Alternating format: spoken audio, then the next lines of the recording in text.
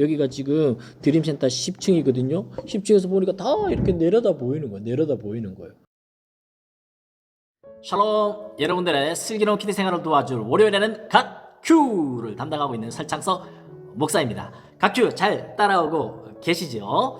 보니까 뇌가 습관을 기억하는데 21일 3주가 걸린다고 해요. 우리 갓큐가 시작한 지 벌써 2주째가 되는데 잘 따라온 친구들 한 주만 더 열심히 따라오시면 우리 뇌가 갓큐를 습관처럼 기억하게 될 줄로 믿습니다. 우리 갓큐의 뜻은 같이 하나님을 묵상하는, 가신 하나님을 같이 묵상하는 게 바로 갓큐입니다. 함께 묵상하는 시간 갖게 될 텐데 갓큐를 할 때 세 가지를 생각하라 했죠. 첫 번째는 성령을 의지해서 기도합니다. 두 번째는 하나님이 어떤 분인지 발견합니다. 세 번째는 나에게 주시는 교훈이 무엇인지 우리가 삶에서 적용하면서 살아낼 수 있으면 좋겠습니다. 특별히 우리 다가오는 수요일에는 고등학교 3학년들부터 개학을 하게 될 텐데 말씀 붙들고 개학하는 우리 1학기 되기를 축복하고 기도합니다. 제가 기도하고 함께 말씀 묵상할까요? 사랑해 주님 감사합니다. 5월 11일 갓큐 하나님의 말씀을 묵상합니다. 주님 말씀을 내가 가슴에 새기고 그 말씀대로 살아가는 주님과 동행하는 귀한 시간 되게 하여 주시옵소서. 예수님의 이름으로 기도드립니다. 아멘. 네, 오늘 말씀은 시편 11편 1절에서 7절 말씀 되겠습니다. 각도가 좀 안 맞더라도 양해를 구하겠습니다. 우리 함께 말씀 읽으면서 내용 함께 살펴봅시다. 내가 여호와께 피신합니다. 피신합니다. 라고 이야기합니다. 네. 그런데 어찌하여 너희들은 나에게 이런 소리를 하는가 하면서 따옴표가 여기서부터 여기까지 있네요. 새처럼 산으로 도망쳐라. 보라, 악한 자들이 사냥꾼처럼, 여기 새처럼 활을 당기고 화살을 쏘려 한다. 어두운 곳에서 정직한 자들을 향하여 활을 쏘고 있다. 터가 무너져 내리는데 의로운 사람들이 할 수 있는 일이 무엇인가 이야기합니다.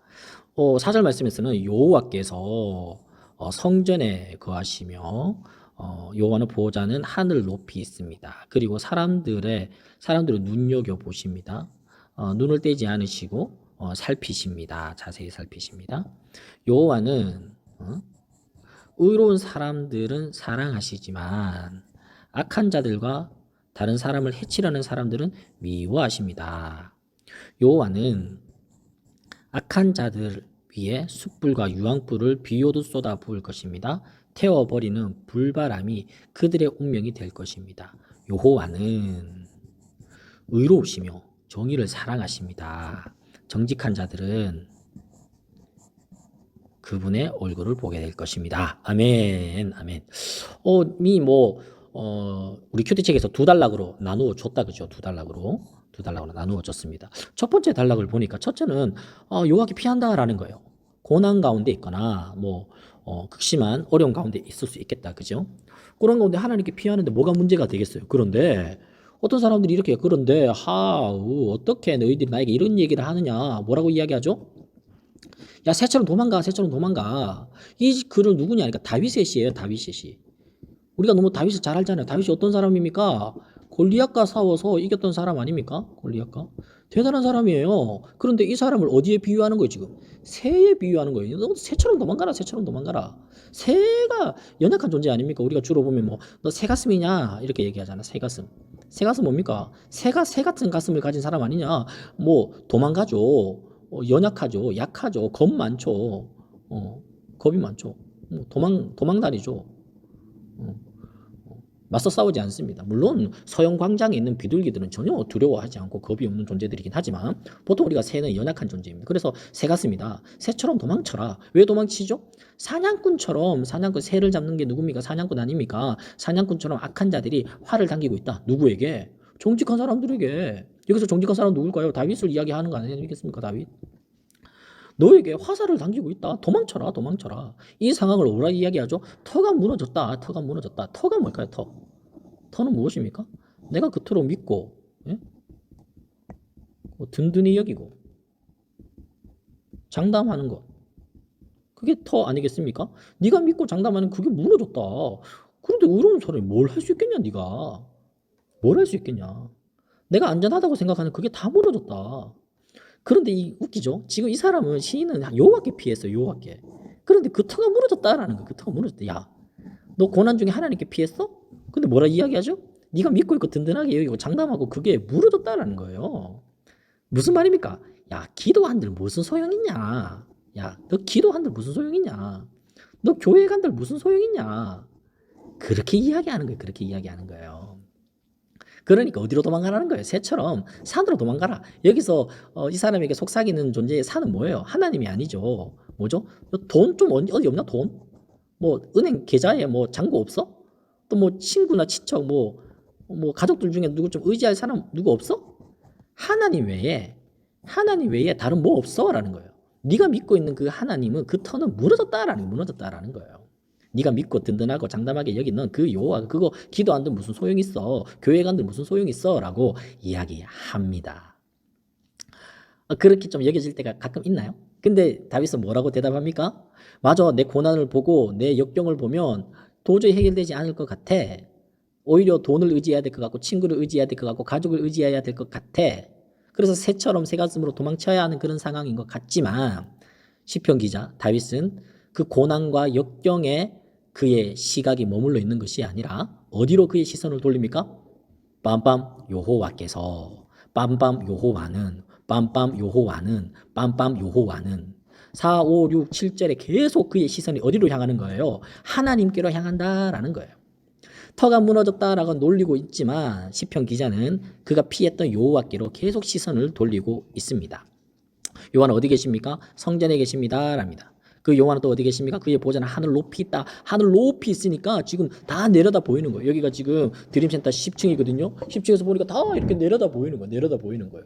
그와 동일하게 하나님께서 우리를 다 내려다 보신다. 사람들을 눈여겨보시고 눈을 떼지 않으시고 자세히 살피신다라는 거예요. 뭐 감찰한다 이런 뜻 있잖아요. 감사한다. 뭐 다 자세하게 살펴보신다라는 거예요. 하나님께서 내가 억울한 상황, 내가 뭐 도망쳐야 되는 그 고난의 상황을 하나님이 다 보고 계신다. 그리고 여호와께서 어떻게 하십니까? 의로운 사람들을 사랑하신다. 여기서 의로운 사람 누굽니까?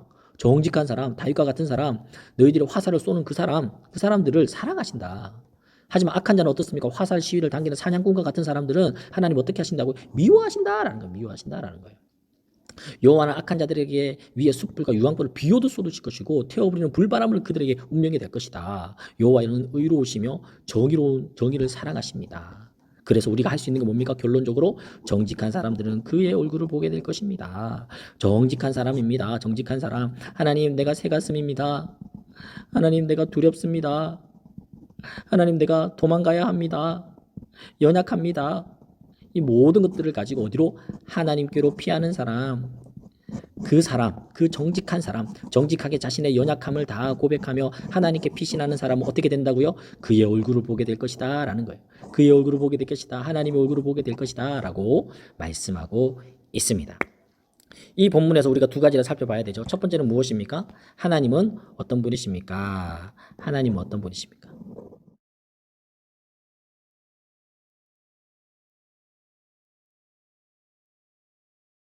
여러분들 이 본문에서 하나님 어떤 분으로 발견하셨습니까?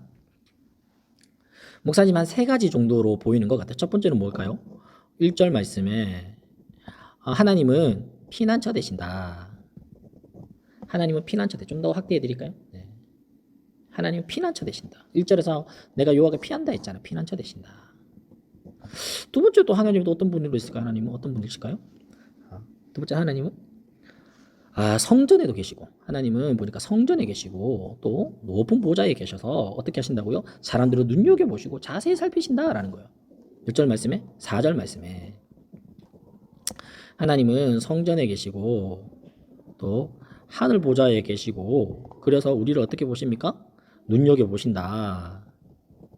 눈여겨보신다. 이 말은 우리를 살피신다.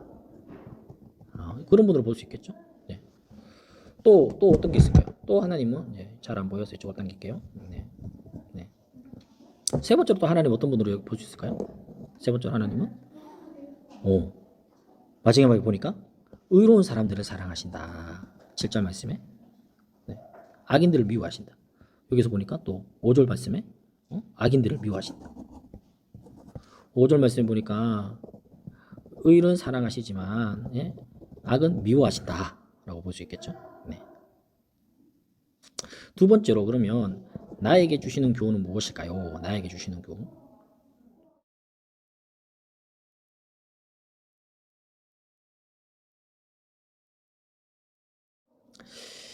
우리가 하나님 어떤 분이신가라고 살펴본 만큼 나에게도 똑같이 이것들을 적용해 볼 수 있을 것 같아요. 첫 번째로 나에게 주는 교훈은 하나님이 피난처이시니까 내가 고난을 당하고 문제가 생길 때 어떻게 해야 된다고요?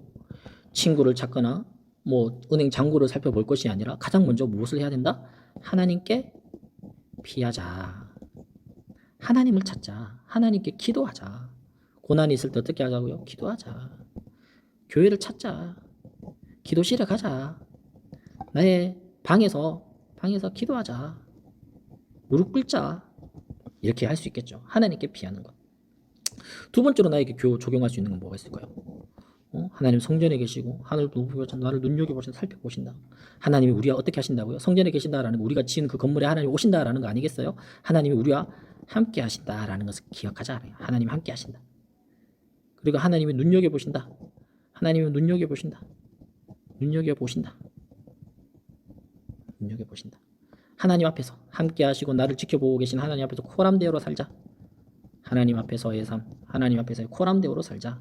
하나님이 CCTV처럼 나를 지켜보고 계신다. 그걸 기억하자라는 거예요. 마지막 세 번째로 나는 어떻게 적용할 수 있을까? 내게 주시는 교훈은 무엇일까요? 내게 주시는 교훈은 하나님은 의를 사랑하시고 의로운 사람들을 사랑하신다. 하나님 의를 사랑하시고 또 의로운 사람들을 사랑하신다. 내 삶이 의로운가? 다른 사람들을 해하는 악함은 없는가? 살펴보면 좋겠습니다. 이렇게 나에게 적용해 볼 수 있겠죠. 좀 더 구체적으로도 살펴볼 수 있겠습니다. 우리의 고난 가운데 나는 내 삶에서 방에서 먼저 하나님을 찾으며 기도하는가? 원망하고 또 친구를 찾고 나를 위로해 줄 사람을 찾는 것이 아니라 하나님을 찾을 수 있는 우리가 되면 좋겠고요. 하나님이 나와 함께 하신다라는 사실을 기억합시다. 코로나 상황 또 온라인 계약 여러 등등의 상황에서 하나님이 나와 함께 하신다. 나를 눈여겨보신다.